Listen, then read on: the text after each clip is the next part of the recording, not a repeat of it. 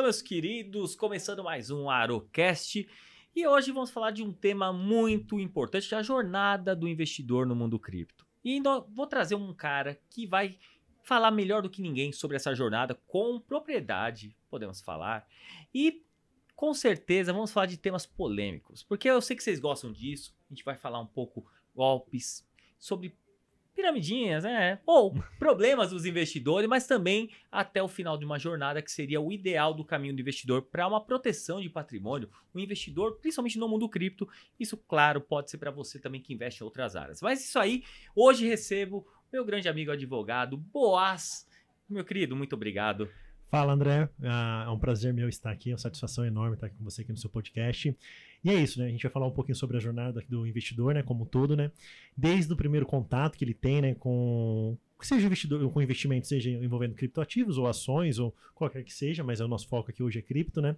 Então, desde o começo, que normalmente ele entra ali ouvindo promessas de alto ganho, né? Porque isso fica em evidência quando o mercado está em alta, né? A gente pega 2023, que é um ano que já está muito bom para nós investidores, né? Então você já pega a alta do Bitcoin, quanto por cento já? Uns 40, 50 já? Quase 40, acho que janeiro, se a gente vamos falar fechamento de janeiro que teve, começo do ano foi um mês que chegou a bater 40%. Então você pega 40%. Então já teve esse ganho. Imagina agora que o mercado tem tudo para melhorar, né? A qualquer momento, né? Isso que é o bacana de investir em cripto, né?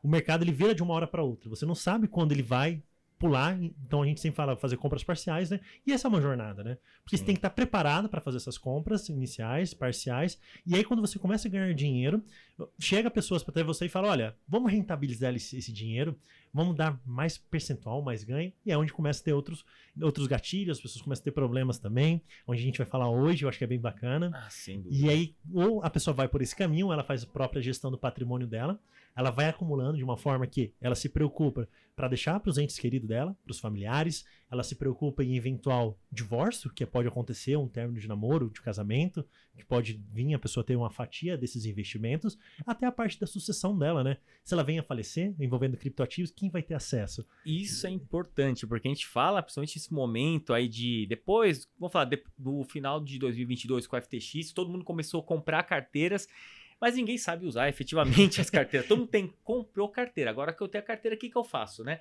Então tem muita coisa, acho que por trás. E é muito bacana esse assunto, né? Porque muita gente fala, olha, eu não vou deixar minhas criptos, meus ativos em exchange, eu vou puxar essa responsabilidade para mim e vou guardar a carteira. E eu tenho uma pergunta sobre isso. Será que as pessoas estão preparadas para guardar, fazer essa gestão? Ou ela é mais fácil ela delegar para uma corretora? É difícil, é um assunto polêmico, né? Porque, às vezes, beleza, eu tenho uma carteira ali com 24 palavras-chave, demanda uma responsabilidade muito grande você guardar isso ou você delegar essa responsabilidade onde as corretoras ganham taxas, né? Sem dúvida. Então essa é uma jornada, né? Então você tem esse momento também. E aí aquele momento que o investidor investiu tanto, ele pegou um mercado de alta, ele conseguiu surfar na alta, onde ele chega e fala, olha, eu tenho um patrimônio grande, preciso agora pagar imposto, declarar, o que eu vou fazer? Compensa eu fazer isso no Brasil ou compensa fazer fora do Brasil? Então a gente entra nessa jornada dele, que é uma jornada completa, né? Desde ele conhecendo os investimentos até ele pensando nas gerações futuras, né? Sem então dúvida. A gente tem todo esse caminho a percorrer. E eu acho que vai ser bem bacana o nosso papo hoje. Sem dúvida. Inclusive, você falou um ponto aí que é imposto no meio cripto. A galera, quando entra no meio cripto, a galera vai pensar, tá na bolsa, a pessoa paga lá, passou de 20 mil, lucro, ela paga, ela, numa boa. Só porque ela ouviu a palavra cripto, ela fala, vou sonegar. Tipo assim, eu sou o sonegador, eu não vou pagar mais nada, não estou mais nem aí. Então, temos um ponto importante que é a declaração de imposto de renda. Então, fiquem tranquilos que a gente vai, de certa forma, vamos falar aí de uma forma rápida, direta, objetiva, sem enrolação, o que você vai ter que fazer para declarar suas criptos em breve. Mas primeiro, Boaz, por favor, se apresente melhor para a galera aí, para quem ainda não te conhece, né? Porque eu acho que muitos aqui, eu sei que muitos que já assistem aqui, que já nos seguem, já temos um ciclo aí com muitos conhecidos e com certeza você já é um cara conhecido aí no meio cripto, principalmente nessa parte jurídica. Então, por favor, se apresente e como você chegou nessa parte de cripto. Bacana, achei bem legal começar a contar. Prazer, pessoal, meu nome é Boaz, eu sou advogado, eu atuo na área de direito digital, empresarial, né, com foco envolvendo criptoativos, parte de estruturação de negócio que envolve criptoativos e produtores de conteúdos, né. Tenho especialização em Direito e Tecnologia pela Politécnica da USP, né, pela Poli. Então, o que acontece? A gente tem hoje, atuando nesse mercado desde 2017, se eu não me engano, quando teve aquela primeira alta histórica do Bitcoin, né? A gente teve 70 mil reais, se eu não me engano, acho que ele bateu isso, porque aqui no ano de 2017, tudo indicava que o Bitcoin entraria ou entrou na bolsa de Chicago, se eu não me engano. Foi. Eu acho que foi isso, se eu não me engano. E aí isso gerou um FOMO muito grande, né? Aquele medo, as pessoas queriam comprar porque ia valorizar muito e todo mundo queria entrar. E aí, naquele ano de 2017, no meio do ano, teve um cliente que, utilizando uma corretora no Brasil, entrou no site falso, phishing. Ele entrou no site falso e transacionou e passou os dados dele para um terceiro que estava ali. Obviamente, quando a gente fala um phishing, é um site que parece com outro e a pessoa digita senhas e ele consegue acessar e entrar. E naquela época não tinha todo esse zelo que tem hoje. As corretoras, existiam várias corretoras, elas deixavam o site, elas não colocavam segundo fator, não colocavam nada de segurança. Era muito modo raiz, né? Era modo raiz, ativado. Realmente. Era modo raiz, porque não era um mercado regulado. Hoje existe uma regulação que a gente vai falar também, então, sim, mas existe. Mas naquela época era mais mato ainda, né? Tudo era mato, né? Sim. Em 2017. Nem era tanto, né? Porque você falava para as pessoas, você mexe com criptoativos, as pessoas já te olhavam, cara, é golpe isso, esse negócio não existe. Então, naquele ano, em junho, julho, se eu não me engano, um cliente chegou para mim e falou, olha, entrei numa corretora, caí no phishing e perdi um Bitcoin naquela época, né? E o Bitcoin valia 40 mil reais naquela época. Então, assim, ele entrou, me procurou, porque a gente precisava entrar com um processo para tentar localizar quem foi que aplicou o golpe e aí falar que a responsabilidade seria da corretora, né? Porque aqui no Brasil a gente tem um Código de Defesa do Consumidor que fala que a responsabilidade objetiva que detém o fornecedor por zelar da plataforma. Então, ele deveria ter determinado meios de proteger o usuário e não tinha a plataforma. Isso é interessante, porque se a gente for falar, isso continua até hoje. Até claro. hoje, exato. Então, se a gente for... Até depois a gente vai puxar esse ponto da custódia, deixa mais pro final isso aí, né? Mas eu acho que isso já dá pra gente colocar. Uma das coisas, se a corretora for brasileira, aí, lembrando, ela tem que ter um CNPJ. Sim, exato. Senão não vai adiantar nada. A gente não tem autoridade com relação a ela, né? Mas qualquer corretora, como hoje, a Binance está no Brasil, ou qualquer outra corretora. Então, se você entrar, jogou no Google o nome da Binance, entrou lá no site, no anúncio, sem querer você não viu. Muito cuidado para quem mexe no meio cripto, jogar coisas no Google, porque a maioria das coisas estão relacionadas a dinheiro ou carteira. Então, quase todas, eu diria, né? Quase todas, praticamente. Então, se uma corretora tem um site fake, que é o phishing, ela é responsável por... Ela tem que controlar isso? É responsabilidade dela? Ou se ou não útil? Vamos partir do pressuposto inicial do que fala a lei. A lei fala que todo fornecedor é responsável pelo serviço que ele presta.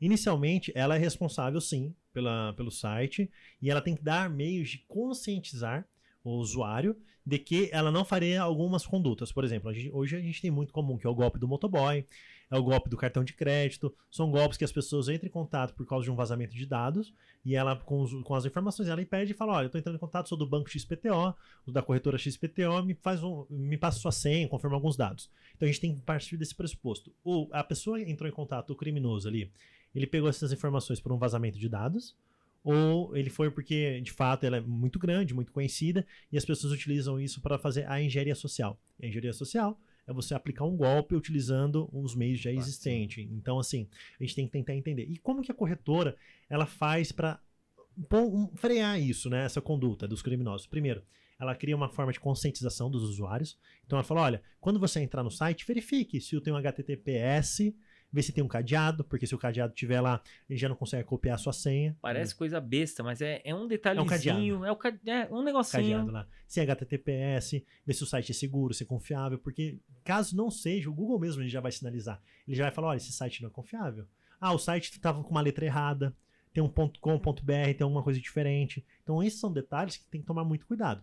E é o que a corretora faz hoje, separar para PC. Hoje você recebe e-mails dizendo, olha, não entramos em contatos, não pedimos informações. Então, ela é obrigada a conscientizar o usuário. Mesmo ela fazendo toda essa conscientização, o usuário cai no golpe, a gente vai para a segunda linha, que fala o Código de Defesa do Consumidor, que ele fala, a culpa foi de quem?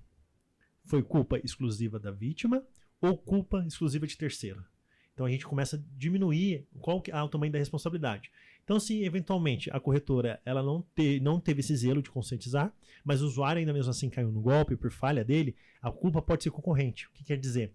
meio para cada, metade da Entendi. porque eu entrei no site falso, mas a corretora não colocou meios de impedir o site falso. Eu imagino como que devia ser isso em 2017, né? Porque Muito não tinha nada. hoje a gente ainda vê de uma forma ainda, mesmo a gente vivendo nesse mercado, mas falando da população, cai em golpe e tem um nível de informação maior.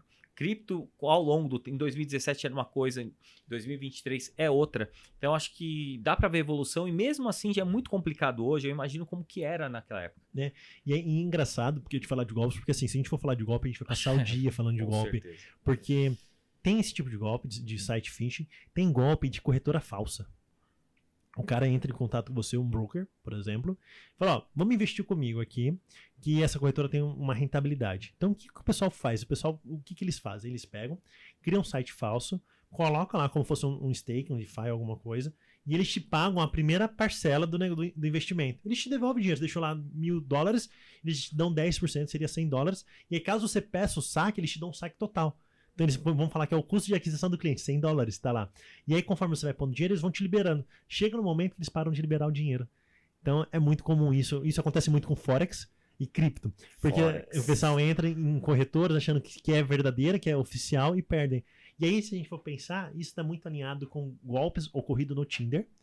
Esse ano, o escritório, no finalzinho de dezembro, a gente atendeu pessoas que caíram no golpe no Tinder, porque conversava com pessoas, a gente tem aquela questão social, vai conversando, tem essa questão da afinidade, a carência do ser humano, vai conversando, e aí a pessoa criou certa credibilidade, e fala, vamos ver, vou te ensinar a investir. E a pessoa vai, transfere o dinheiro para outra pessoa e cai em golpe. Dando até uma indicação de filme para os ouvintes, é o Golpista do Tinder que está na Netflix. Que isso é muito bom e faz muito sentido. Às vezes a pessoa pega lá, que vai te dar um benefício e realmente você vê lá que é um golpe. E aí a gente entra nas pirâmides, né? Porque... e aí tem já mais uma sessão, já que vocês gostam de sessão cinema, o pessoal gosta, Verdade. acho que é bom, né? Tem o que saiu no comecinho, eu não lembro agora se foi final de 2022 ou 2023, do Bernie Madoff. Tem o filme que tem o Robert De Niro que faz, mas saiu a série, que é o documentário, o Bernie Madoff, golpista de Wall Street, que foi o maior caso de esquema Ponzi da história. Então assim, um caso real. E isso é mais comum, a gente fala disso lá nos Estados Unidos, a gente fala em Forex, em cripto, mas isso é mais comum do que a gente imagina. Infelizmente, a gente sabe no meio cripto aqui que muita gente começa por isso, porque falta de conhecimento. Eu não sei pra você, mas depois eu posso linkar alguns do que eu acho que acaba sendo, porque isso é pra tudo, né? É o cara no Forex. O que é Forex? Cara, pessoal, pergunta pra um cara que é investidor do Forex o que é Forex. Ele não sabe nem explicar. Ele fala, eu negocio um monte de coisa lá. É mais ou menos isso. Eu negocio tudo, um monte de coisa lá, alavancado, maluco. Mas ninguém consegue entender. Então hoje eu falo que até o mercado cripto acaba sendo até mais fácil de entender do que um Forex. Com certeza. Ainda. Mas o grande ponto é volume financeiro, ganância. Então os gatilhos, independente de onde for, pode ser o golpe sei lá, no WhatsApp, é a mesma coisa. É sempre a mesma coisa, né? E é engraçado, porque... E aí esse cliente, o que aconteceu na época, né? Ele caiu no golpe, a gente conseguiu ganhar um processo, graças a Deus. A gente conseguiu ter êxito, né? Recebemos no final do ano passado a indenização. E ele desistiu do mercado cripto. Infelizmente, ele perdeu esse dinheiro, um Bitcoin, que hoje valeria R$120 mil, e na alta, vamos arredondar para ficar muito mais fácil, R$400 mil na alta. E ele pensou em guardar naquela época, acabou desistindo. Se ele tivesse continuado investindo, tivesse procurado conhecimento, ele tinha feito uma fortuna, de fato, porque ele tinha dinheiro, mas ele ficou com tanto medo por golpe, viu que o negócio não era seguro, que falou, pô, eu vou investir aqui, vou continuar perdendo. Então ele acabou desistindo do mercado, foi muito triste. Não é só quanto ganha, é quanto eu posso perder, né? O risco exato, muito alto. Eu acho que o mercado cripto é isso. As pessoas têm que entender para entrar no mercado cripto que não é o quanto você vai ganhar, mas o quanto você aceita perder. Porque você vai perder muito até começar a acertar a mão na hora de investir, escolher ativos, estudar. E aí muita gente fala, tem que estudar o mercado. Não é estudar o mercado, é estudar por que você está investindo nisso. Eu acho que o ponto é esse, né? Porque muita gente fala, você tem que estudar. Beleza, tem que estudar o ativo, ou você tem que estudar o motivo pelo qual você está investindo em criptoativos. Então você tem que entender, beleza, que é um ativo volátil, quais são as características deles, por que eu invisto nele, não em ouro, o que ele me permite. E aí a gente vai falando da jornada do investidor. Mas você pensando assim, é o que o ativo faz em si, né? As criptomoedas, né? E aí falando um pouquinho mais de golpe, só de outro caso, tem outro caso, que o cliente caiu em pirâmide financeira também, acabou perdendo tudo acho que foi no Bitcoin Banco, se não me engano, mas ele não desistiu. Ele acabou perdendo, mas não desistiu. Continuou, foi resiliente, né? O mercado cripto foi resiliente e conseguiu colher frutos. E aí, o ano passado, para ele, a gente estruturou uma offshore para ele, por quê? Ele tinha os ativos dele tudo fora, não eram em corretoras nacionais, e ele nunca tinha declarado. Então a gente montou para ele um planejamento tributário e falou para ele, olha, se você trouxer para o Brasil ou se você fizer a sua saída fiscal, são duas opções. Uma, se você fizer a saída fiscal, você tem esses valores de pagamento de impostos. Se você ficar no Brasil, você vai pagar isso de imposto. Se você abrir fora, você vai pagar isso de imposto. E tudo dentro da lei. Então ele conseguiu fazer um planejamento tributário com aquilo que ele colheu, que ele plantou e colheu ao longo de... Ele plantou em 2017, teve aquele crash horrível, né, em 2017, caiu 2018 inteiro, 2019 inteiro, 2020 teve corona, e ele soube surfar. Rapaz... Passou, foi resiliente. E aí, o que acontece? Ele aprendeu tanto que no Corona Crash, ele fez o quê? Ele fez um empréstimo bancário. Naquela época, não recomendamos isso para ninguém. Deixa bem claro, não faça empréstimo bancário. Mas naquela época, ele já tinha entendido todo o ciclo. Ele já tinha passado no ciclo de alta, já tinha passado no ciclo de baixa. E ele percebeu, olha, agora é um momento que faz sentido para mim, como pessoa. Beleza, o que é a pior coisa que pode acontecer? Perder o dinheiro. Mas ele já tinha entendido, então ele falou, beleza, eu aceito o risco. Ele foi lá naquela época, acho que bateu 23, 24 mil reais. Ele conseguiu comprar 10 bitcoins. Ele comprou 10 bitcoins, ele fez um empréstimo de 250 mil reais, comprou 10 bitcoins, fez trade, enfim, fez algumas coisas, conseguiu alavancar esse patrimônio para 10 milhões. Rapaz. 250 mil para 10 milhões. Ele conseguiu surfar, aproveitar muita coisa. E aí ele chegou no escritório, a gente falou, vamos fazer um planejamento para ele. Então essa foi a jornada. Ele entrou no golpe, ele perdeu tudo, mas ele foi resiliente, ele estudou, foi aprendendo, e até chegar num ponto no suprassumo, que é você ter uma estrutura internacional para proteger seus ganhos. Porque mesmo que ele tenha isso declarado no Brasil, a gente só Deus sabe o que vai acontecer com o governo daqui para frente. Se a gente vai virar uma Venezuela, uma Argentina, a gente não sabe. Então, para que correr esse risco e perder esse dinheiro? Ele tem família, tem filhos. Então, ele falou, vou fazer um planejamento, vou deixar esse dinheiro para gerações futuras, que era um dinheiro que eu não contava. Isso foi o mais bacana disso, porque muito legal. Ele não contava com dinheiro, não esperava. A gente fala muito da jornada, né? Que é o foco, né, do nosso bate-papo aqui, falar da jornada do investidor. Exato. Porque a gente fala, mas o grande ponto, né, Boaz, é a gente falar pessoas que querem começar, que não sabem o caminho, pessoas que percorreram o caminho, talvez como fala, comer o pão que o diabo amassou, mas que também tem história de sucesso mesmo por quem passou. Alguns que desistem, eu acho que isso vai muito do perfil também do investidor, mas é entender que há uma jornada, e por isso que o nosso papel aqui é bater o papo sobre esses temas. Claro que tem histórias muito interessantes como essa, é uma história muito interessante, até para conversar com um cara desse, sem dúvida nenhuma, você vai aprender muito, um cara que vai falar, não, entendi um ciclo, corri o risco, naquele momento eu podia correr o risco, e por aí vai. Mas entender a jornada em si e ver que pode ter finais felizes, né? Não Exato. É só um final, não é porque começou errado. Inclusive, Exato. Muita gente que a gente acaba tendo... Né, relacionamento, né? Começa errado, né? A maioria das pessoas. Muitos, né? E acho que antes acho que vale reforçar um pouco desse tema aí das pirâmides, principalmente no Brasil, né? Porque aqui no Brasil tem phishing, é comum, tudo mais, mas as pirâmides aqui no Brasil, eu acho que são os principais pontos. No Brasil. Porque no Brasil o cara gosta de defender, mas o argumento do cara que defende uma pirâmide é porque ela tá pagando. Exato. Mas não é porque ela está pagando, o ponto é que ninguém avalia o modelo financeiro do negócio. Então não existe, quando a gente fala de um retorno, seja 5, 10, cada um tem o seu padrão. Não existe retorno fixo. Não, mas não é fixo, ele varia entre 0 e 1, 0. Meu amigo, não existe retornos nesse nível, né? Nesses níveis, no mercado de renda variável. E o pessoal, infelizmente, quer porque quer investir porque paga. É legal que paga. Quem não quer receber 10% no mês? Pô, meu amigo, em um ano você recupera e já tem lucro. Tipo, é algo sensacional. Só que isso não existe. Não sustenta a longo prazo, né? É modelo financeiro. E o que você acha que os principais pontos aí que você vê disso daí? A gente vê modelos financeiros insustentáveis, na verdade, modelo. Mas aí o argumento mas tá pagando. Não, é porque paga que é bom. Eu acho que a gente tem duas linhas aqui, né? A primeira é do brasileiro em si, né? Nós, brasileiros, temos aquela cultura que quer ganhar dinheiro sem fazer nada. Essa cultura que quer descansar, essa cultura que não quer trabalhar. Eu falo de forma geral, obviamente tem as exceções, mas como todo, o brasileiro quer ficar na mamata, quer vida boa, não quer correr atrás. Essa assim, você pega o brasileiro médio, o cara reclama, mas não quer correr atrás, não quer empreender, não quer estudar, não quer mais. Então, beleza, a gente tem essa primeira linha. E a segunda linha, chega uma pessoa falando pra você, cara, seguinte, me dá 5 mil reais aqui, que eu vou te pagar 10% por mês. Na verdade, vou te pagar até mais. nos primeiros meses eu vou te pagar 20%, 30%. E aí, se você deixar o dinheiro comigo 1 ano, 2 anos, vou continuar te pagando. Mas alíquotas que vai diminuindo, né? Então, progressivo, então você tem um percentual de 5, 10, 15, vai aumentando e vai aumentando o valor de retenção. Se você chega para você e falar isso, pô, beleza, posso pegar meu fundo de garantia, posso pedir, se eu for mandado embora, tem um dinheirinho guardado, 100 mil reais, o brasileiro começa a fazer conta assim. E aí a maior prova disso é quando você pega a pessoa e fala, o que ela poderia fazer se ela ganhasse a Mega Sena? É o case do todo dezembro, né? Com a Mega da Virada Com a tem Mega isso da aí. Virada O que é isso. você pode fazer? E aí você começa a sonhar. E aí quando alguém chega com promessas fáceis dessa forma com pirâmide financeira, a pessoa aceita. Por quê? Eu não lembro, eu estava conversando com um cliente que teve uma pirâmide financeira que foi no Sul. Eles pegaram, no Sul não, perdão, na região centro-oeste, né, na parte de gado, Tá. e falaram, pessoal, eles montaram um standard e falaram, pessoal, vocês, trabalhadores da roça, direcionando para eles, né? Para que vocês trabalharem com a enxada, trabalhar com gado, tudo mais? Para que trabalhar no sol forte?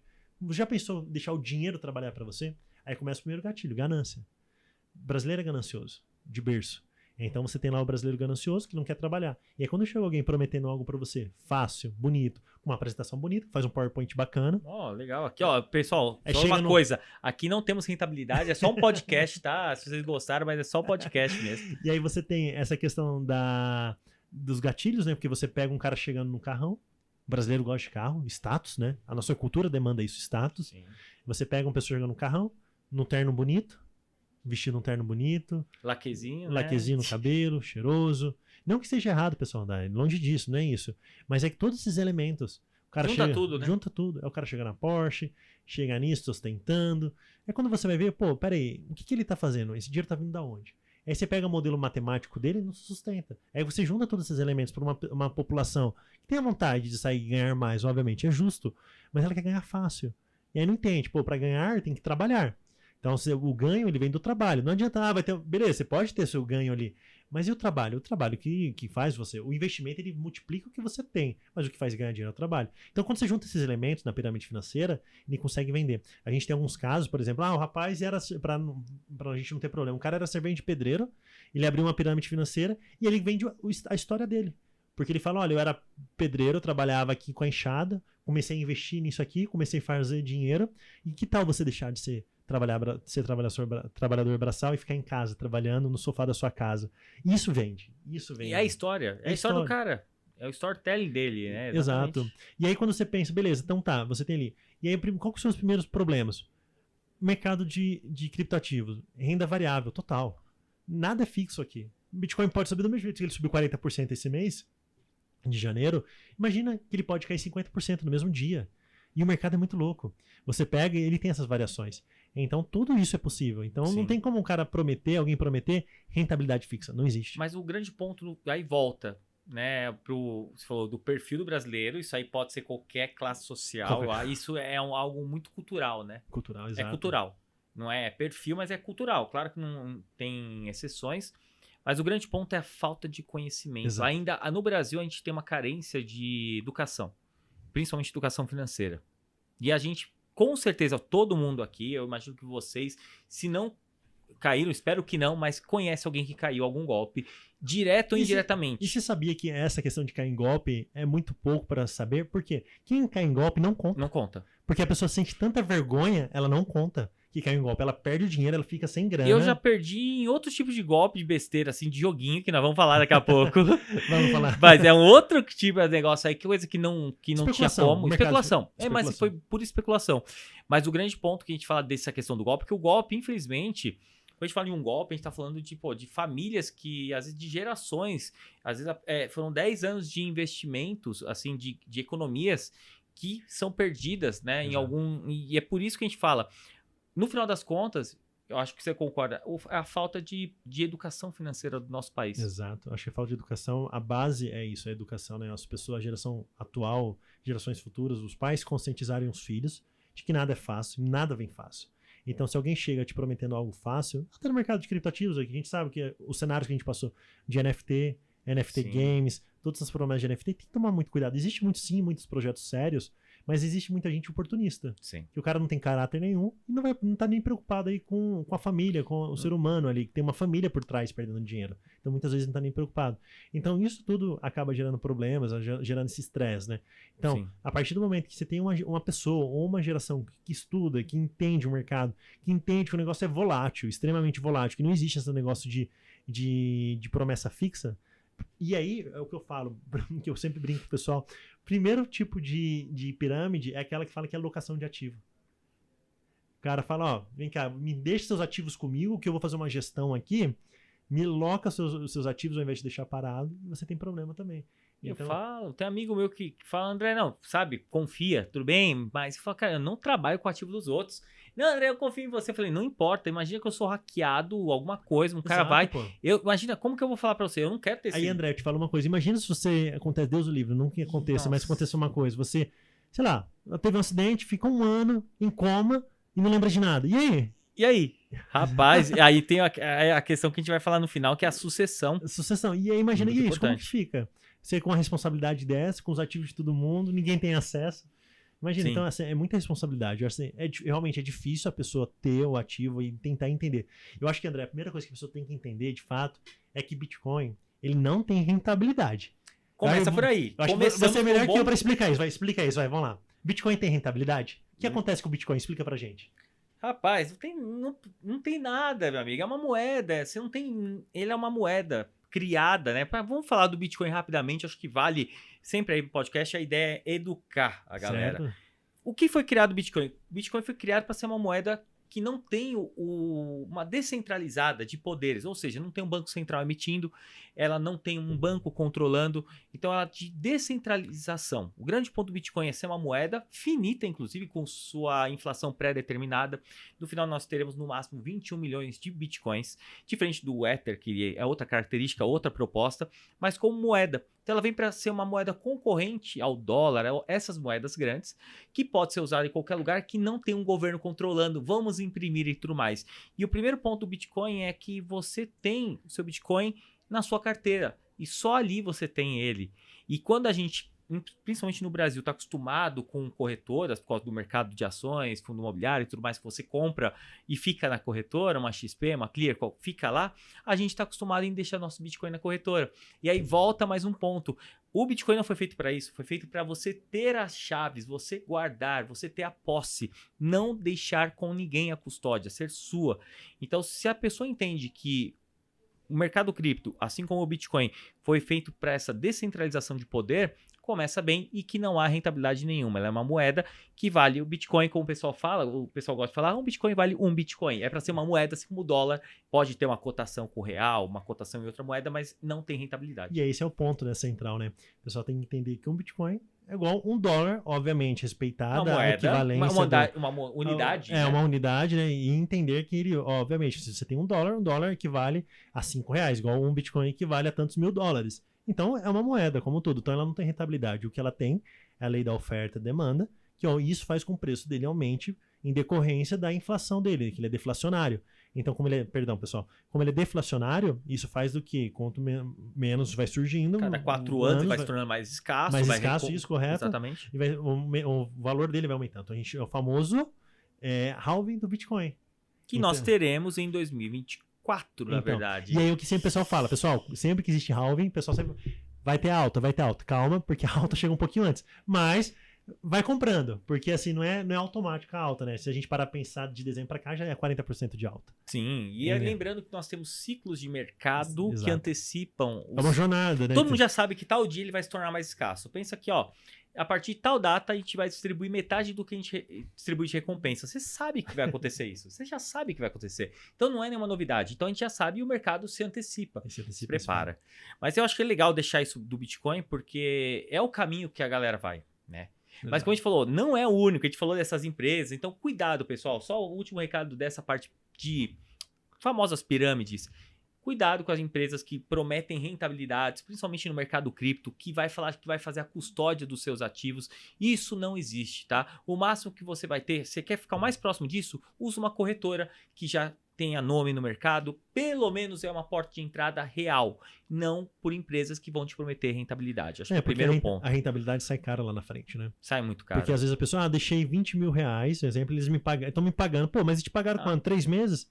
6 meses? Um ano? Aí você colocou mais. Aí você colocou mais e aí você perdeu quanto no final do dia? Você investiu 40, recebeu 20, você perdeu 20. É muito mais vantajoso para a pirâmide. Sem dúvida. Porque ela imagina fazendo isso com várias pessoas. Você multiplica isso pelo número de pessoas e é o problema que vem causando. Sim. Então acho que é isso. Acho que o recado dessa parte de pirâmides é que nem tudo é fácil no mercado cripto. E quando a esmola é grande, o santo desconfia. Exatamente. Então assim, tem que tomar muito cuidado com isso.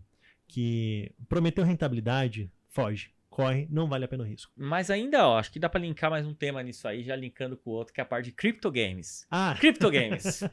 Eu não joguei todos, eu joguei Axie. Nossa, você já... E aí, CryptoGames é uma bolha? Foi uma pirâmide? O que foi? Foi uma bolha. Bolha a gente pode definir, eu gosto de definir bolha do seguinte ponto. Entenda, bolha de preço, tá? Ou tivemos uma bolha de preço. Exato. Tivemos, isso é fato. Assim como a primeira bolha de preço foi há séculos atrás com tulipas. Exato. Então não quer dizer que tulipas não existam. Tulipas são flores, só que tivemos bolhas de preço. Isso tivemos também como já tivemos com o Bitcoin, de bolha de preço, com o mercado imobiliário, com as .coms, como tivemos com CryptoGames. Então assim, isso aconteceu, uma bolha de preço. Exato, e é engraçado que muita gente, não é perder o dinheiro no sentido, perdeu dinheiro de fato. Claro. Perdeu dinheiro, isso a gente tem muita gente que ganhou também. Teve muita gente que ganhou, mas muita gente perdeu, porque o mercado ele é cíclico, ele exige ciclo, então a gente tem que tomar um cuidado. O que vai bombar? Era um NFT de macaco, era um NFT de CryptoGames, era um NFT daquilo ou disso. A gente tem que primeiro entender por que esse jogo é revolucionário. Primeiro ponto, a indústria de games ela é gigante. A indústria de games movimenta bilhões, isso é fato. Mais, inclusive, do que música e cinema juntos. Exato, games movimenta milhões. Tá, mas por que muitos jogos deram errado? Por causa do desenvolvimento, primeiro ponto. Hoje a gente, vamos pegar PlayStation e Xbox. A Microsoft, que são a Sony e Microsoft, são as plataformas aí. Eles ganham muita grana. E como eles conseguem se perpetuar ao longo tempo? É pela credibilidade. E aí você pega os CryptoGames, você teve problemas de desenvolvimento, desenvolvedores que deram golpe. Que é muito comum, isso também é comum, pessoal, voltando à questão do golpe. Desenvolvedores desenvolvem criptoativos, games, aplicam golpe nas pessoas, que é o famoso rug pull, né? Puxada de tapete, né? Explica melhor pra galera o rug pull. Quem quiser jogar rug pull, você vai jogar no YouTube, você vai ver rug pull ao vivo. Pode colocar. Sabe quando o token tem aquele candle que despenca, vai pra zero, que fura a mesa, que talvez eu tenha que ir lá no subsolo pra ver? É exatamente isso que aconteceu. Os caras estavam com o preço. Ficou famoso, né? Eu não lembro qual. Round 6.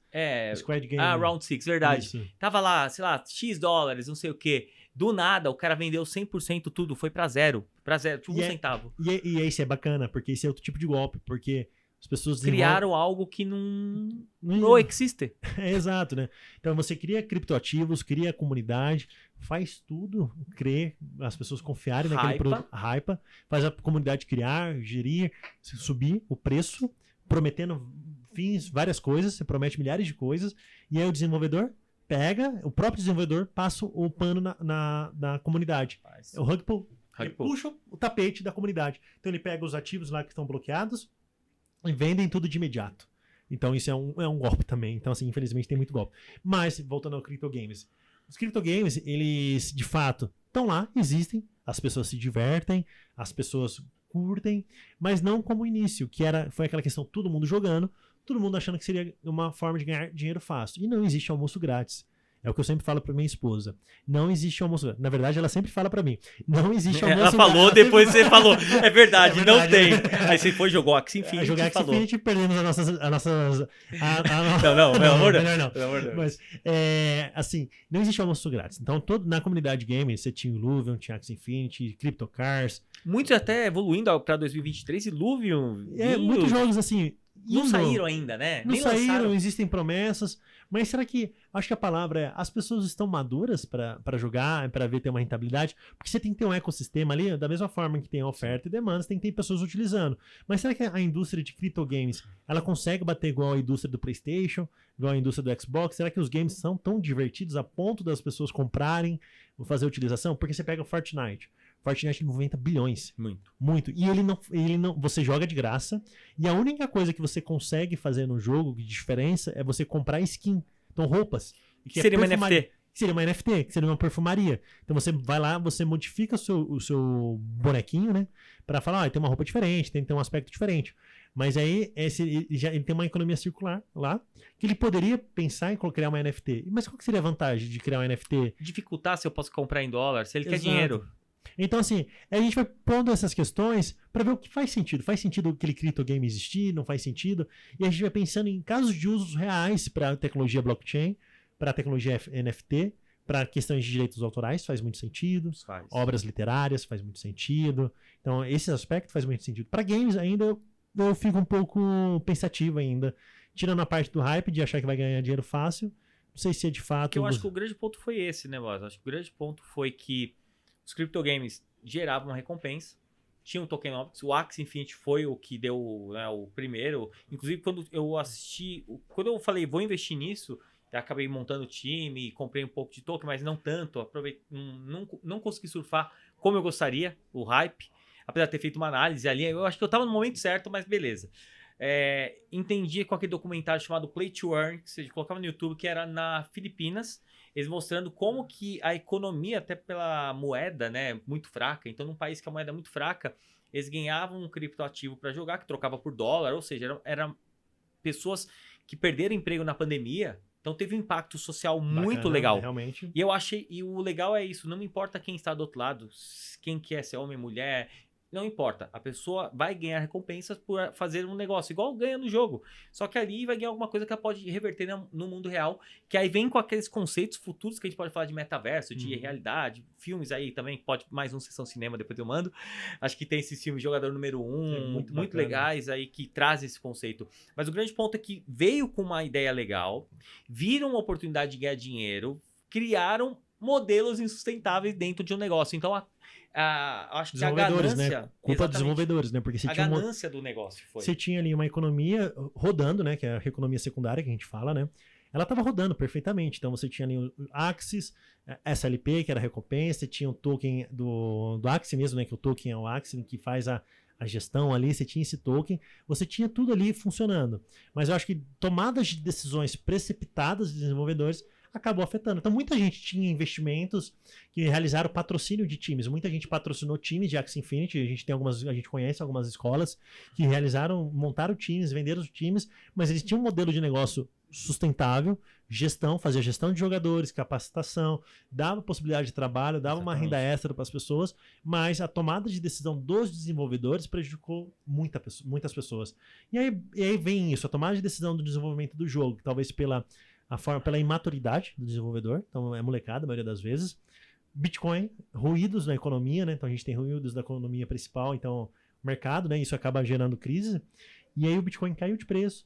Desenvolvedores não sabendo o que fazer com o jogo, talvez não tenham um planejamento estratégico, isso levou a uma derrocada. Então você teve ali o preço derretendo, de fato, né? E aí o que eu falo, igual aquele meu cliente do começo do podcast, se agora talvez seja o melhor momento para montar time de Axie Infinity.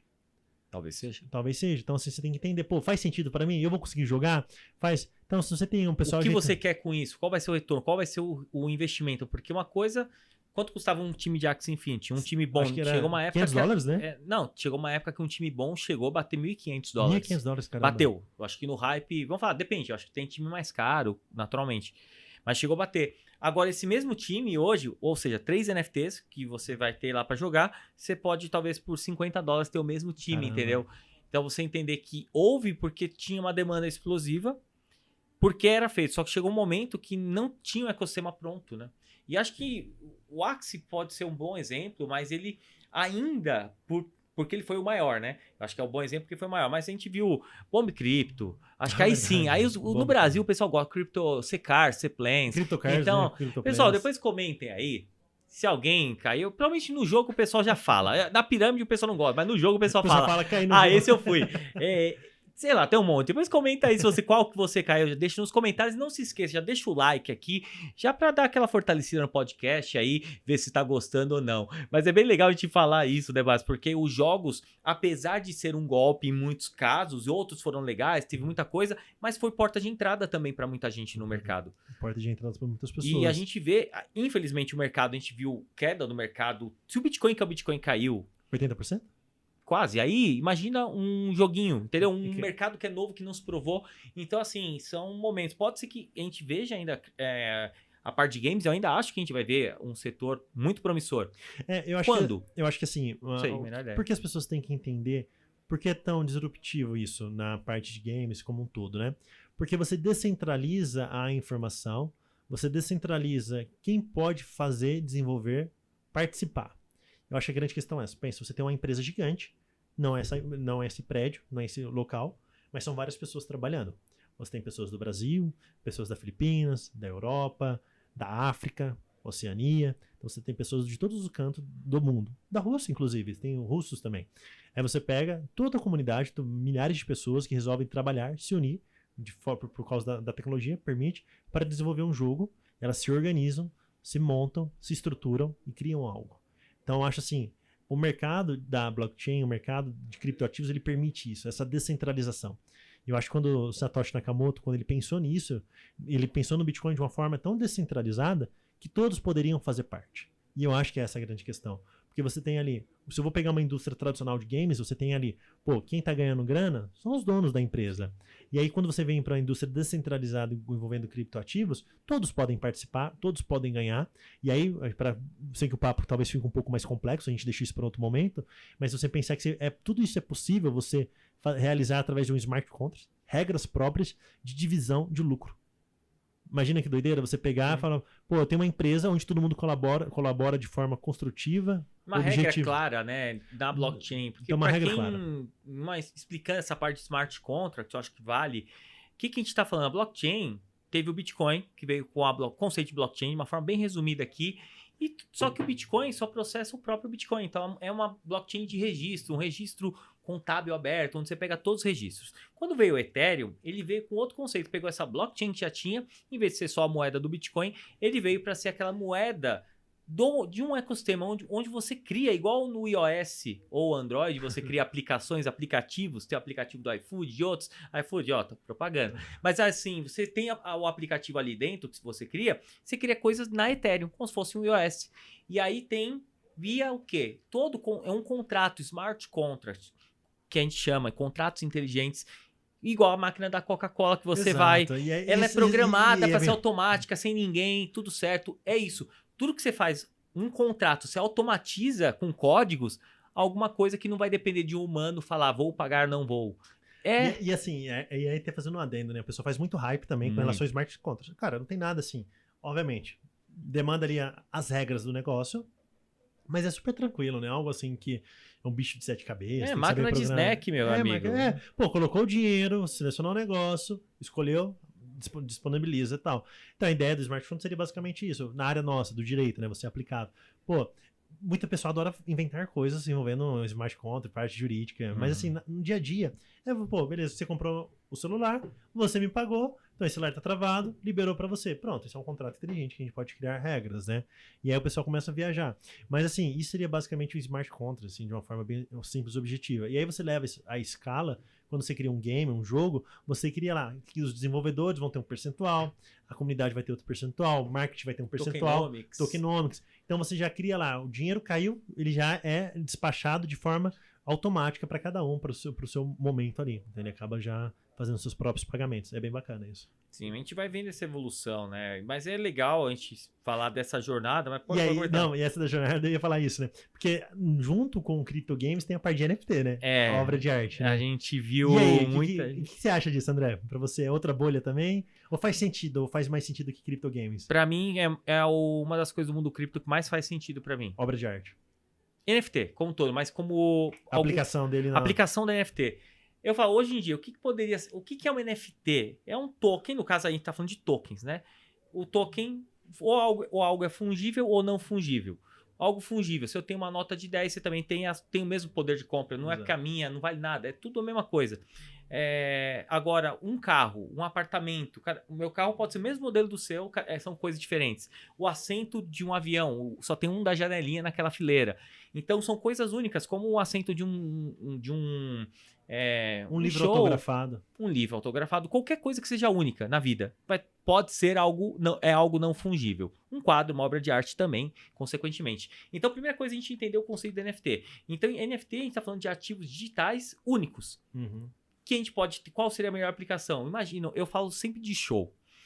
Show, acaba direto o ingresso, você quer comprar. E aquele ingresso que eu vou comprar naquele site, é verdadeiro ou falso? Com a NFT, você consegue ver a rastreabilidade na blockchain, se é da banda, vamos falar que é a banda que lançou, ou a empresa lá, se é verdade ou não. E é muito bacana essa questão da aplicação de ingresso de show, porque estava conversando com minha esposa no final de semana, né? Uma conhecida do Instagram, enfim, ela comprou ingresso do Backstreet Boys, postou o ingresso na internet, o pessoal conseguiu copiar pelo print. Senhora, a hora que chegou no estádio, aquele ingresso já tinha sido utilizado. Cara. E não era nem ingresso falso. Não era. Não era nem ingresso falso. Vacilo mesmo. Vacilo. Ela pegou, a hora que achou, tô feliz, pô, vou no show do Backstreet Boys. E aí você tem isso, sabe? E aí o pessoal pega, pô, cai nesse golpe de, pô, divulgou sem querer e tal. E aí talvez na blockchain isso poderia ter sido resolvido. Na verdade, ela poderia ter sido transparente. Ou melhor, poderia ter sido... Sim, porque teria que estar com a posse da carteira, a pessoa teria que autorizar. Exato. Imagina que você tem uma carteira, pessoal, igual uma carteira com um aplicativo. Um aplicativo do ingresso da... Vamos pensar que do site que você comprou o ingresso, pode ser isso aqui. No final das contas, o grande ponto da utilização da blockchain é que um dia essa tecnologia vai estar aqui, a gente não vai nem saber que está em blockchain, a gente vai estar usando. Para você vai ser um site ou aplicativo do celular. No final vai estar numa blockchain. Esse é o grande ponto. A interface vai melhorar. Hoje ainda é tudo mato. E é legal porque assim, a gente estuda, né, essa parte na especialização falando sobre protocolo IP, TCP/IP. É o protocolo que faz a internet funcionar. Você parar a pensar lá em 80, 90... em 2010, nos anos 2000, você tinha ainda o TCP/IP, protocolo, IP, tudo mais, que fazia a internet funcionar. Hoje, você só tem um navegador que faz ele funcionar, independente do que está por trás. A ideia da tecnologia blockchain é que ela chegue num ponto, você utilize coisas na blockchain, sem saber que existe a blockchain por trás. Eu acho que esse é o futuro. Esse é o grande ponto da tecnologia. Ninguém quer... Tudo bem, quer entender, se você for trabalhar na área, legal, você vai ser um cara técnico. A gente tá aqui para passar um pouco, explicar, ó, pessoal, tem um interesse por causa disso, a gente fala do show, do Black, pode ser qualquer show, né? Mas é exatamente isso. Eu acho que o grande ponto da utilização da NFT é que eu acho que sim, dentro do mundo cripto, ela pode ser a mais fácil de aplicação no nosso dia a dia. Eu acho que por esse ponto eu vejo que NFTs podem sim ser uma das melhores aplicações de uma tecnologia de cripto com facilidade, como um ingresso de um show. E é bem bacana isso porque, vamos lá, agora o que me leva, as pessoas querem comprar um macaco. Por exemplo, o macaco do Neymar, ele comprou... Aí temos outro ponto. Porque nós temos aí da NFTs, acho que dá para dividir as NFTs. Tá. Vamos lá, ver se você lembrar mais alguma categoria. Tem algumas aí, mas eu vou falar só as principais aí, porque senão a gente fica o dia inteiro falando. Temos obras de artes. Bacana. Ok, que aí eu acho que há um nicho, há um setor. E aí eu acho que dá para comentar uma coisa bem legal depois. Temos as NFTs de Profile Pictures, seriam os Bored Apes, os CryptoPunks, que aí nós estamos falando de conceito de comunidade. Certo. E aí nós teríamos esse conceito talvez de uma outra utilização de uma NFT como algo talvez algo que te dê um direito, mas eu acho que o ponto ela pode ser simplesmente uma imagem e é uma arte, aí você pô uma obra de um artista, tem coisas legais que rolam no meio artístico, acho que não precisa entrar no foco, acho que é mais simples de entender. E o legal da parte de artista é que, vamos dizer que você é um artista, você fez um quadro. Com o NFT, se esse quadro, se essa arte for comercializada, você sempre vai ganhar royalties. Vamos falar que eu comprei seu quadro por R$1.000 e eu vendo por R$1 milhão, você não vai ganhar nada em cima disso. Exato. Eu acho isso é muito legal. Essa eu acho que é uma das aplicações mais bacanas, né? Porque você tem um controle, porque, pô, aí entra numa questão moral, né? É Sim. Justo ou injusto o cara ganhar royalties ou não? Enfim, não vou entrar nesse aspecto. Mas isso existe. Isso existe. Agora imagina que ele soubesse que ele é um artista, que toda transação, toda venda, tudo que acontecesse, uma fatia ele ia ter sempre. Imagina a família de Van Gogh, a família de Picasso, toda a transação dos quadros, aquelas transações milionárias, aquele valor pudesse ser enviado para um fundo de caridade. Então ele pode criar essa regra. Não necessariamente o valor vai ficar para o artista, Sim. mas ele cria uma regra na blockchain imutável de que toda vez que houver uma transação, ele vai ganhar. Então faz muito sentido, realmente. Assim, na parte de obras, eu acho que faz muito sentido. Parte artística, porque você consegue tirar um intermediador também, dependendo, Sim. né? Se você cria ali, você tem um intermediador que ganha sempre umas taxas, você acaba tirando, porque você tem direitos automáticos. Até profissionalizando esse cara na blockchain. Exato, porque você tem bacana. A gente tem que tentar entender. Tem muita coisa que acontece. O pessoal vende sonhos que são impossíveis de ser entregues na blockchain. Por isso que é bacana estudar. Quando a gente fala de estudar, é estudar se aquilo que está sendo prometido faz sentido, aquilo vai ser entregue. Que aí é onde volta esse ponto que você falou do Neymar, do macaco lá, dos Bored Apes. Pô, o cara comprou, vamos pensar em... Temos muitos artistas que compraram essa coleção dos Bored Apes. Ok, é uma coleção que tem muita gente, tem uma comunidade, tudo bem, tem muita gente influente, legal. Mas vamos pensar uma pessoa que está comprando como investidor. Qual a garantia? Muito especulativa ainda. Por mais que seja isso, qualquer amigos, inclusive vou trazer em breve um pessoal bom de NFT aqui para falar melhor sobre isso. Acho que eles podem falar com mais propriedade. Mas sim, você tem como avaliar, mas não tem como garantir. Mesmo assim, vou comprar uma NFT para ter acesso a uma comunidade. Vamos pensar nisso aí. Mas muita gente comprou na especulação. E aí a gente vê queda de mercado, vê isso mudando e vê o pessoal perdendo dinheiro com o NFT. O próprio Neymar, se a gente fosse avaliar quanto ele pagou e quanto seria hoje, talvez em 2023, quanto custaria mesmo o NFT dele, uma média, né? Sabe que talvez por ser do Neymar pode valer um pouquinho a mais, que o cara sabe que era do Neymar. Mas que seja, isso talvez não tenha valor nenhum para outro, para ele pode, para você não. Mas é isso, você entender que a NFT foi muita especulação em cima. E que as pessoas não enxergavam o valor. E existem coleções com muito valor. E existem coleções que eu acho que não tem valor nenhum. Que simplesmente foi cópia da cópia da cópia. E aí lançaram a cópia do macaco punk do 2P. 2P, o sei macaco lá. mutante, é o macaco na caveira, enfim. E é isso, eu acho assim, as pessoas... A jornada do investidor é essa, né? Porque ele tem que entender no meio do caminho dele, vai sempre existir propostas para ele multiplicar o patrimônio dele. Sempre. Então não importa. Cara, eu tenho um Bitcoin aqui hoje. No final não muda, né? Desde que a gente começou falando Não do muda. cara, não muda o padrão, né? Não muda. E aí é o modelo de negócio. Porque o que acontece? O cara, se alguém fica sabendo que você tem um Bitcoin, vamos aumentar a sua quantidade? Vamos rentabilizar isso, cara? Fala que você tem um dinheirinho parado na conta, ver se ninguém vai querer investir. Ô, sei que você tem. Exato. Então, assim, o cara, você tem um Bitcoin. No final do dia, eu acho que, na verdade, eles sempre vão querer tomar o seu Bitcoin de ti. Porque eles sabem quanto vale um Bitcoin e sabem todo o potencial dele daqui para frente. Do que ele nasceu, para qual foi o propósito dele, qual que foi a ideologia dele e para onde ele pode chegar. Principalmente na nossa economia atualmente, né? Então você tem isso. Então, todo mundo, de forma genérica mesmo, vão tentar arrancar esse Bitcoin de você. E você, como o seu dever como investidor, como comprador de Bitcoin, é guardar, tomar zelo desse ativo como ele fosse o ouro. E qual que é a diferença? O ouro, você está na sua casa. Então, para você ter 100 mil reais em ouro, são diversas barras de ouro. Para você ter 100 mil reais em Bitcoin, é um pendrive. É uma carteira, uma wallet, com 24 palavras. Então, esse é o cuidado. Então, para a pessoa roubar 100 mil reais em barra de ouro, em joia, em produtos tecnológicos, é muito difícil. Para ela roubar Bitcoin, é muito simples. Ela vai colocar um pendrive e sumiu. E aí? Como que você faz? Então, sempre o pessoal vai tentar tomar o seu dinheiro. E aí, porque isso acontece muito com criptoativos? Pela facilidade. Não que seja fácil no sentido de... Existe meio de tomar cuidado para não cair golpe, mas pela facilidade de transação, que foi esse o objetivo dele. Você de lançar de ponta a ponta do Brasil para a Rússia de forma simples. Mas isso demanda uma responsabilidade que nem todos nós brasileiros estão aptos para estar suportando ela. Entende? Então a gente tem que tomar cuidado. Acho muito bom. Acho que no final das contas, desde que a gente começou falando dos golpes, que eu acho que é importantíssimo, porque é onde muita gente pode se identificar com história própria de algum amigo, mas é a jornada do investidor. A gente começa investindo numa cripto errada, isso acontece também. Cara, geralmente você vai perder dinheiro no começo. É raras exceções, eu conheço alguém que começou investindo com Bitcoin já. Diferente, é muito difícil. O cara, não, porque eu não quero achar o próximo Bitcoin, eu quero achar qual que é a próxima criptomoeda que vai subir, porque o Bitcoin tá caro, custa 100 mil reais.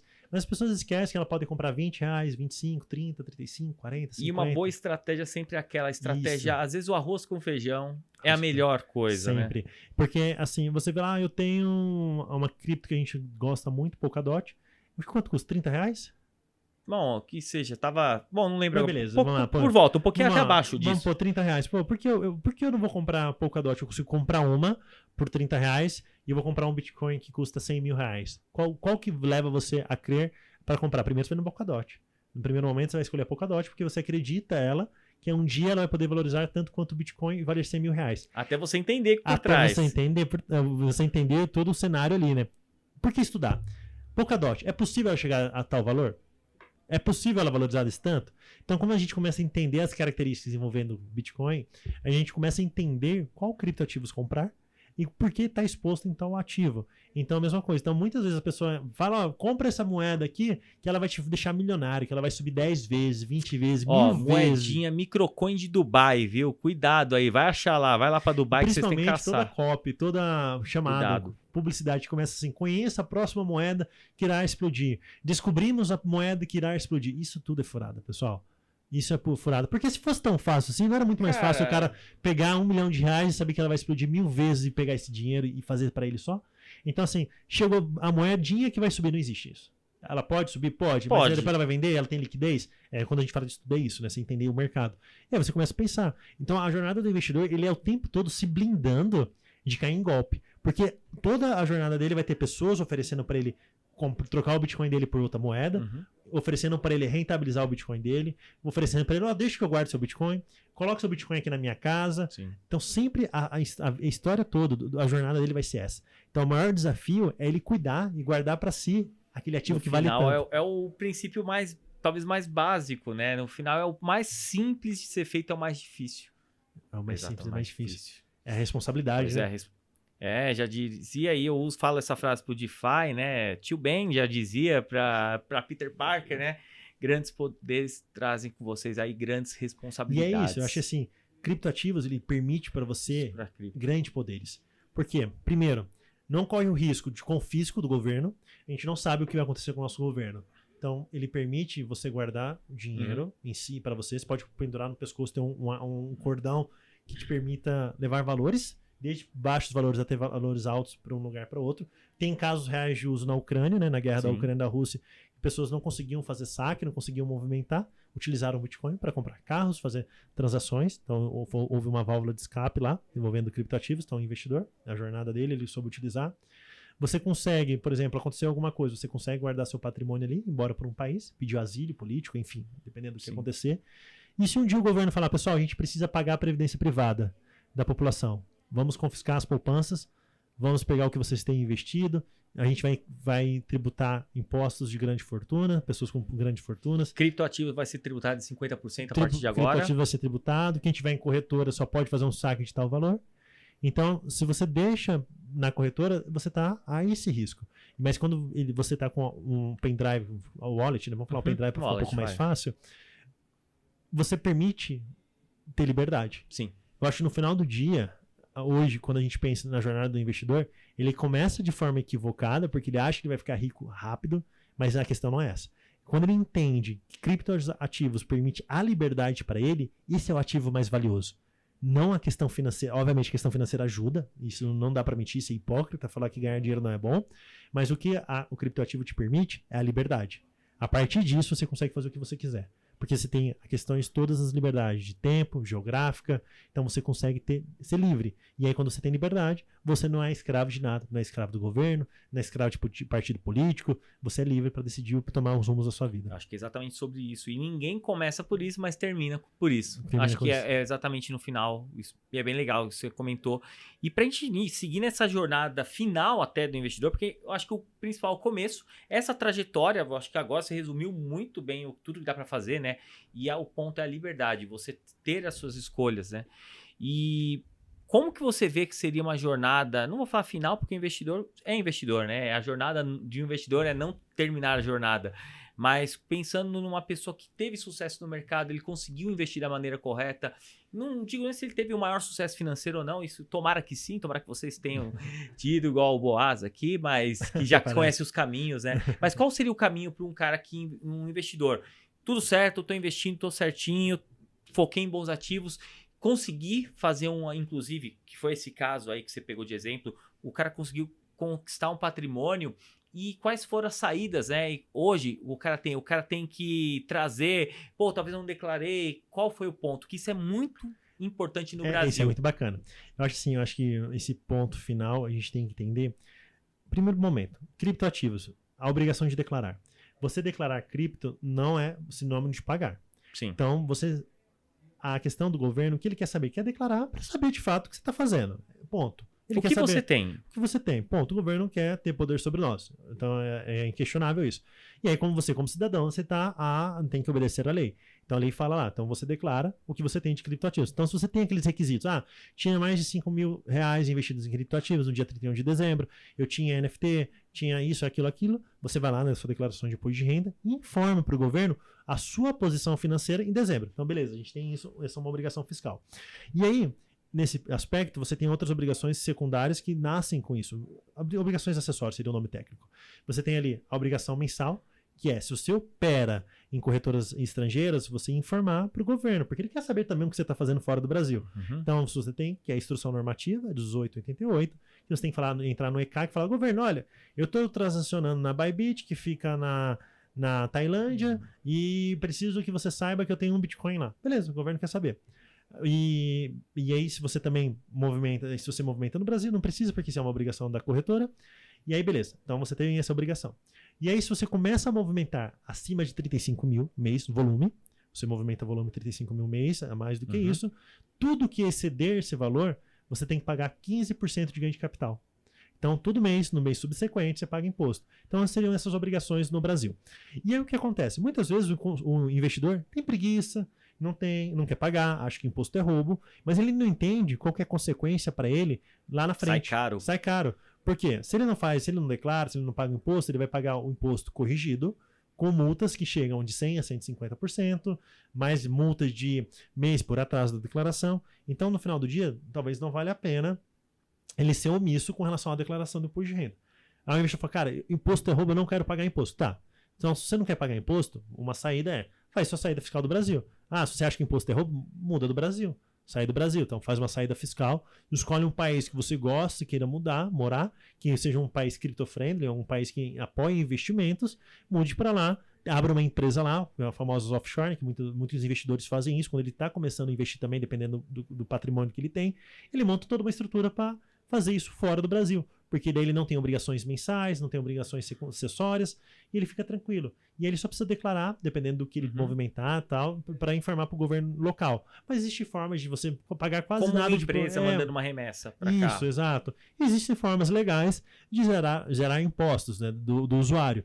Então, assim, tem que tomar muito cuidado, porque às vezes a pessoa fala, não quero pagar imposto, mas isso sai caro lá na frente. Então, às vezes, compensa a pessoa estudar, avaliar com o escritório, com o advogado, se seria o caso de fazer um planejamento tributário, de abrir uma empresa fora, de ver a situação fiscal dele.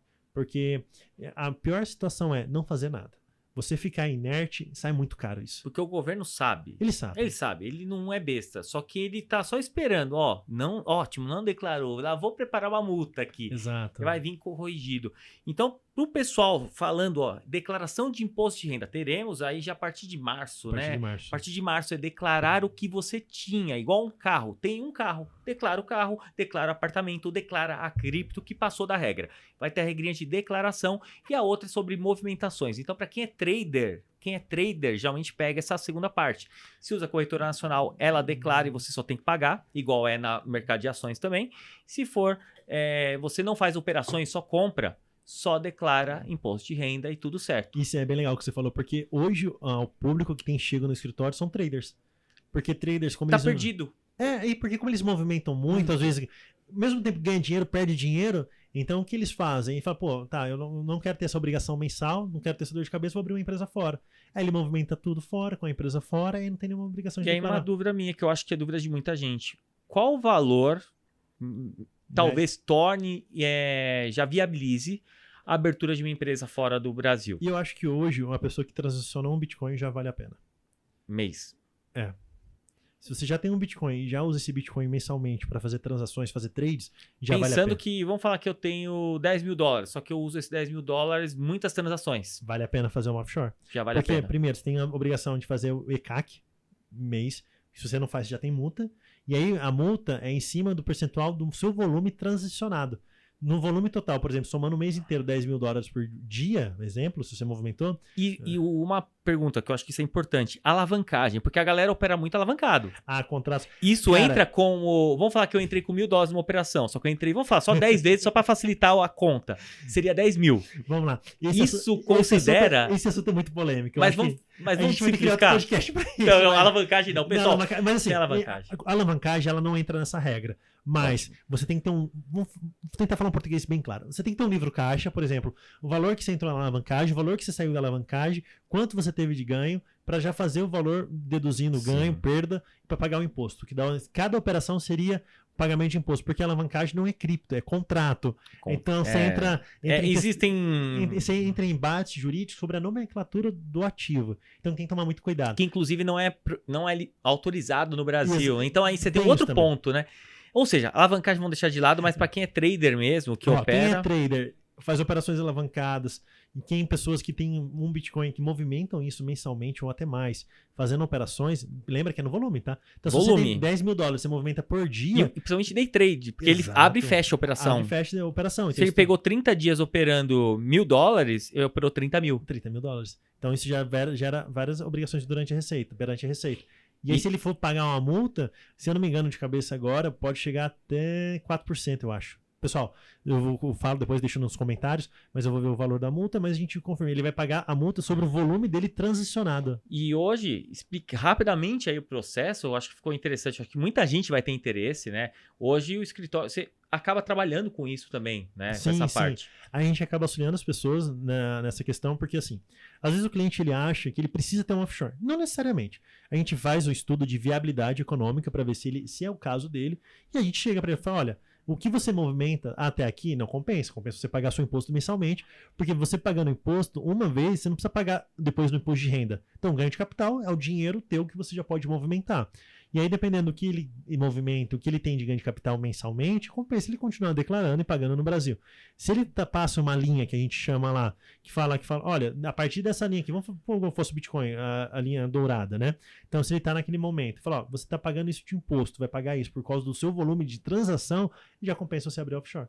Porque aí depende do volume que ele negocia. E essa é a jornada do investidor. Porque ele começa lá não entendendo nada, ele vai se apaixonando pelo mercado, vai buscando estudar, vai aprendendo, e no final do dia ele entende que não necessariamente ele tem que fazer milhares de operações. Às vezes 1 hora por semana, uma vez por dia, ele consegue ver, monta uma pool em stake, DeFi, então ele começa a entender que dá para ganhar dinheiro sem ele ficar na tela do PC. E às vezes, dependendo da situação dele, ele compensa para ele montar uma estrutura societária, que a gente chama de offshore, para poder movimentar esse dinheiro e não ter dor de cabeça. Ainda mais se ele busca deixar esse dinheiro para gerações futuras, para os filhos, ou uma reserva de valor, porque faz muito mais sentido você ter uma reserva de valor dolarizada fora do Brasil. Sem dúvida. Bom, acho que se a gente for mandar os papos que a gente pode falar ainda dessa parte, acho que tem a questão, como você falou, de passar para gerações, a gente tem questões regulatórias ainda no Brasil. Regulatórias, acho que assim, o papo vai longo. Com certeza a gente vai bater um papo específico aí. Inclusive, deixem depois nos comentários, né? O Boaz vai deixar todas as redes sociais. Vamos deixar depois aqui, já nesse podcast publicado, as redes dele aqui para facilitar, para vocês entenderem um pouco mais. E qualquer dúvida que vocês tiverem, deixa nos comentários que a gente vai, e eventualmente tendo muita demanda, e isso eu sei que é um tema, a gente marca para focar nessa parte, porque a gente acabou nem falando nos detalhes sobre o dia a dia custódia, né, no detalhe, porque tem muita coisa. Acaba que a parte de golpes é muito complicado, né, e é muito importante porque é a porta de entrada. Quando a gente está falando de no final da offshore aqui, talvez você está interessado, mas pouca gente chega nessa trajetória.